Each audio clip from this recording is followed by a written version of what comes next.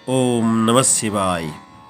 शिवरात्रि क्यों मनाई जाती है और इस वर्ष अर्थात 2024 में शिवरात्रि कब मनाई जाएगी, 8 मार्च या 9 मार्च?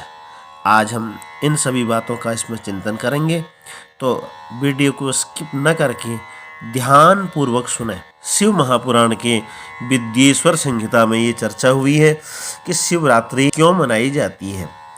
एक बार भगवान ब्रह्मा में और भगवान विष्णु में ये विवाद हो गया कि कौन श्रेष्ठ है।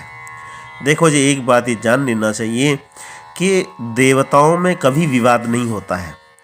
तो अब ये जो विवाद हुआ है, इसके पीछे कारण क्या है? इसके पीछे कारण है लीला। ये केवल भगवान की लीला है। भगवान की लीला शिक्षा देने के लिए होती है।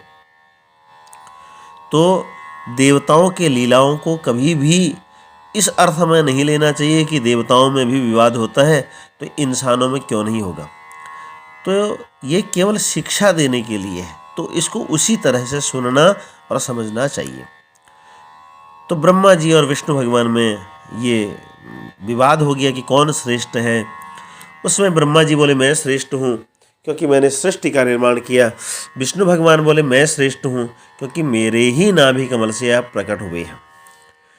अब इसी समय इनका विवाद हो ही रहा था। ये विवाद बढ़ने लगा कि उसी समय उन दोनों के मध्य में एक दिव्य भव्य ओजस्वी तेजस्वी दिव्य स्वरूप ज्योति रूप में भगवान प्रकट हो गए।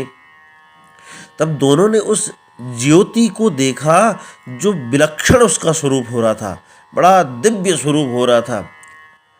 विचार करने लगे कि ये ज्योति कैसे प्रकट हो गई, ये कहाँ से प्रकट हो गई, इसका आदि क्या है, इसका मध्य क्या है, इसका अंत क्या है। विचार करने लगे, कुछ समझ में नहीं आया। फिर दोनों देवता ऊपर की ओर गए, इनको इसका और छोर नहीं मिला। अब दोनों ने आपस में निर्णय किया कि जो इसका और छोर पता कर लेगा वही श्रेष्ठ होगा। तो ब्रह्मा जी अपने हंस पर बैठ करके उस ज्योति के ऊपरी भाग की ओर गए और भगवान विष्णु गरुड़ पर सवार होकर के उस ज्योति के अधोभाग की ओर गए, नीचे की ओर गए। अनेक वर्षों तक ये उस ज्योति स्वरूप का आदि और मध्य अंत ढूंढने लगे, लेकिन नहीं मिला। जब नहीं मिला तो ब्रह्मा जी वापस आ गए। वापस आते समय केतकी का पुष्प मिला। तो ब्रह्मा जी ने पूछा, भाई कहाँ से गिर रहे हो? बोले मैं तो अनंत समय से गिर ही रहा हूँ, लेकिन इस ज्योति जो स्वरूप है भगवान का, इसके मस्तक से गिर रहा हूँ। अभी तक मुझे इस ज्योति स्वरूप का अंत पता नहीं चला। जब अंत ही पता नहीं चल रहा अभी तक, तो इसका मध्य क्या होगा ये मुझे समझ में नहीं आ रहा है। मैं गिरता ही जा रहा हूँ। ब्रह्मा जी बोले केतकी के पुष्प से, यदि तुम मेरे साथ चलो तो एक बात कह देना भगवान विष्णु से कि मैं इस ज्योति स्वरूप के ऊपरी भाग में स्थित था, शिरोभाग में स्थित था। ये ब्रह्मा जी मुझे लेकर के आए हैं। विष्णु भगवान को आपसे इतना कहना है। केतकी पुष्प बोला ठीक है। तो केतकी को लेकर के ब्रह्मा जी नीचे आए। भगवान विष्णु भी ढूंढते हुए जब अंत नहीं मिला तो वापस आ गए, मध्य में मिले।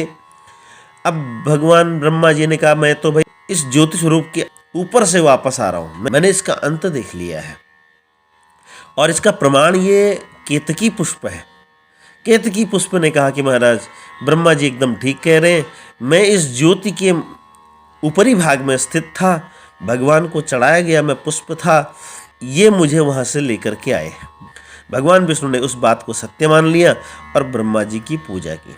इसी समय उस ज्योति स्वरूप से भगवान शंकर प्रकट हो गए। उन्होंने कहा कि ब्रह्मा जी आप झूठ बोल रहे हो, ये केतकी पुष्प भी झूठ बोल रहा है, ये तो आधे में भी नहीं गए, आधे से ही वापस आ गए हैं। भगवान विष्णु ने सत्य बोला है कि वो अंत ढूंढ करके नहीं आए हैं, तो इसलिए ब्रह्मा जी ने झूठ बोला है, इनको दंड मिलेगा।